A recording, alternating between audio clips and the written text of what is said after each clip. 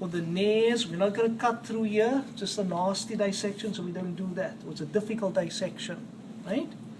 Then there is my trachea, and now we work our way up, and right there is, notice there's the transverse jugular. Today the transverse jugular goes, because we're going to clean that thyroid area, thyroid cartilage area away.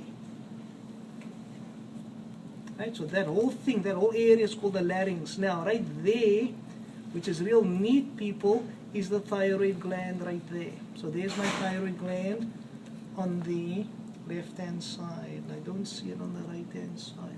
Okay, that may be it. Oh, that's muscle. So there's the thyroid gland right there. That whole thing right there, that brown, nice flesh color is the thyroid gland. And then, right up there, that sesame seed-like structure, right there is the parathyroid gland. Now notice in us, the parathyroid glands look like little pea pods, peas. In the case of the cat, it looks like a sesame seed. Now can you? No, I don't see from here. And we thank Valentini for sending us those videos. It's really good. And I'm just going to pull for that and stick it on eventually there. Right? So your colleagues after you can see that as well. Okay, so thyroid, parathyroid. Right, so there we cut through the transverse jugular on this cat, and now we see right there is the whole structure is the larynx. That's the base of my tongue right there, folks. Now notice it's covered by muscle, right? There's muscle right there, but the base of the tongue is right there. So my tongue, long tongue, yes, long tongue. So it starts way back here, all right? So now what we're going to do is we are going to now cut on either side.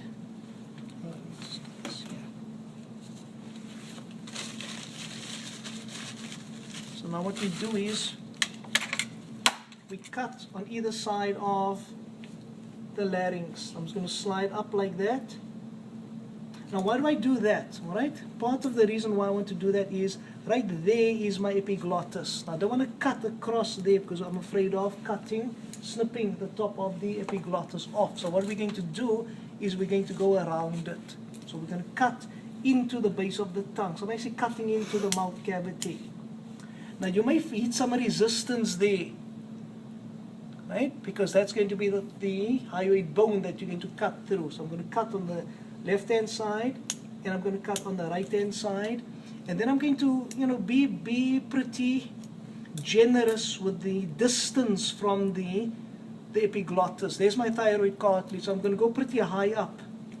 So in that way, I'm going to be assured of not cutting through the epiglottis. So there I'm actually cutting through the base of the tongue is what I'm doing right there.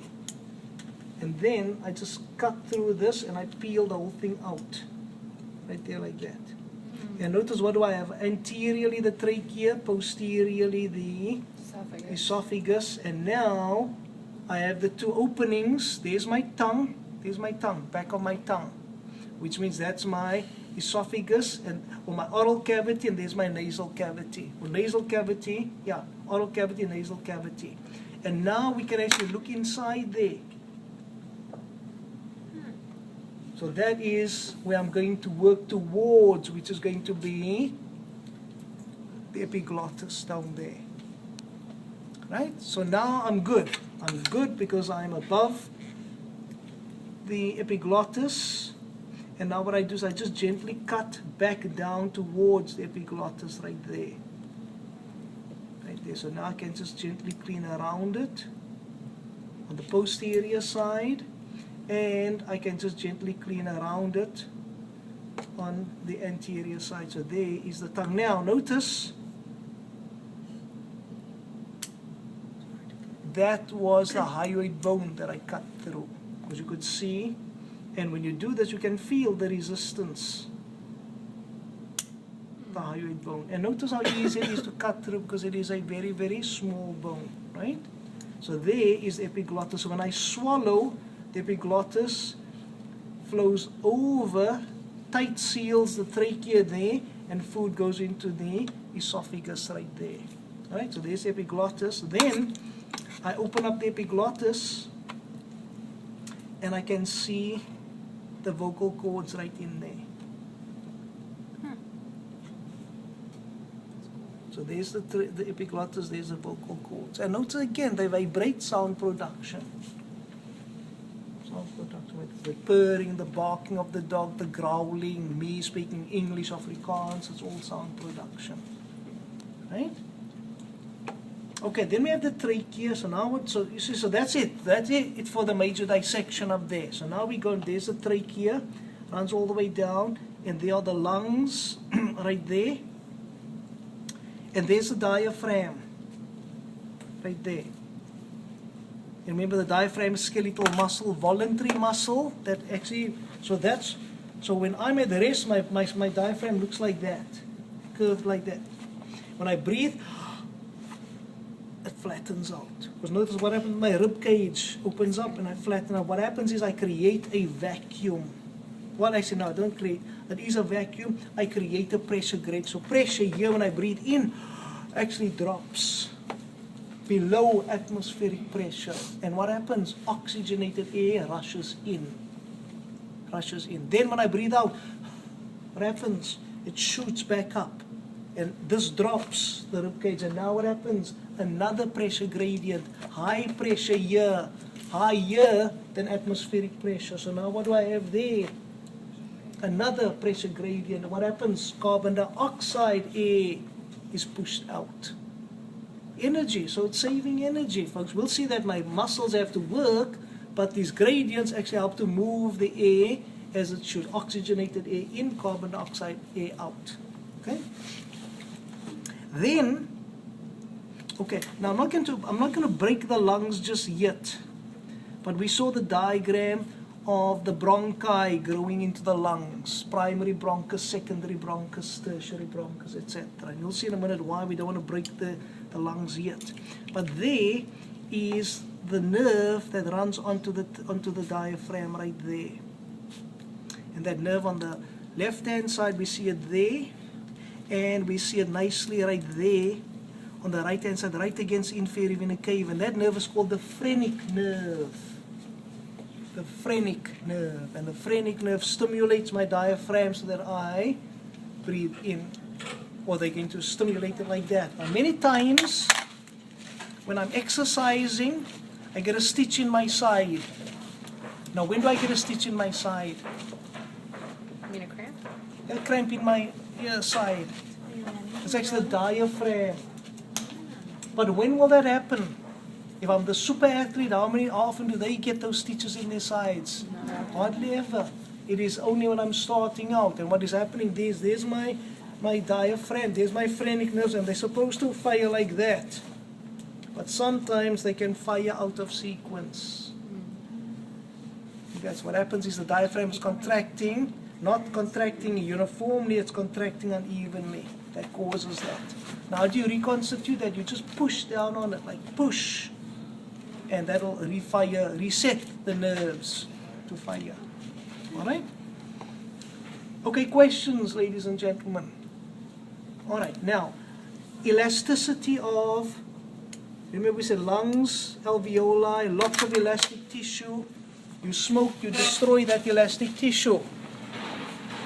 Let's see if this is going to work.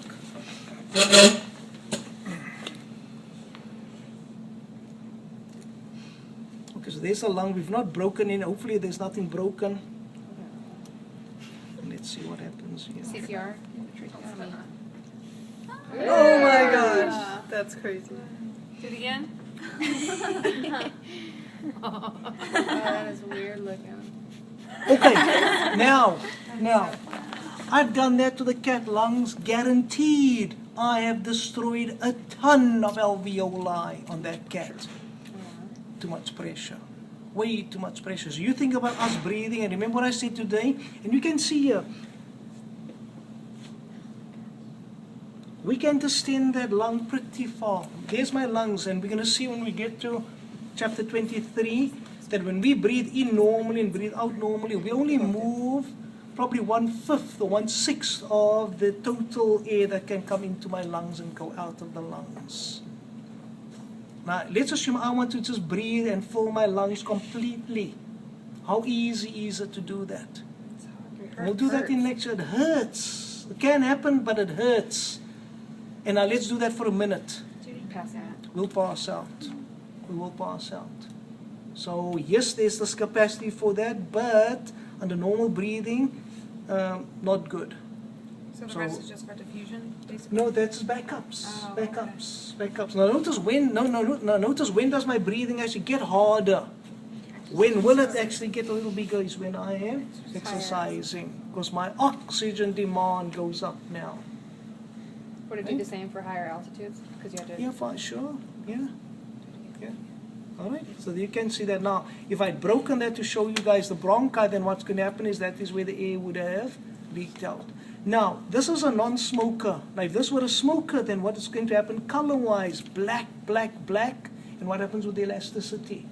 Less elastic. Way decreased, way down. Again, coming back to the cadaver labs, hopefully one of those two people that will be there may have been a smoker, and we're going to feel the texture of the lungs. Smoker versus non-smoker. Now, given that it's been preserved, this is preserved. Fresh lungs, folks, the non-smoker, you drop the lungs, it just bounces right back up. In fact, one of the pathologists, I don't know, funny guy, man, I was a sponge absorbing, and said, Shane, check this out here, and he dropped it. I have to freaking clean up afterwards, because I was a technician. It's like, okay, but the non-smoker was spongy, elastic. Dropped the smoker's lung, and what happened? A lot harder. It's kind of clunk, because they didn't have the elastic fibers that was present. All right? Okay, questions, ladies and gentlemen.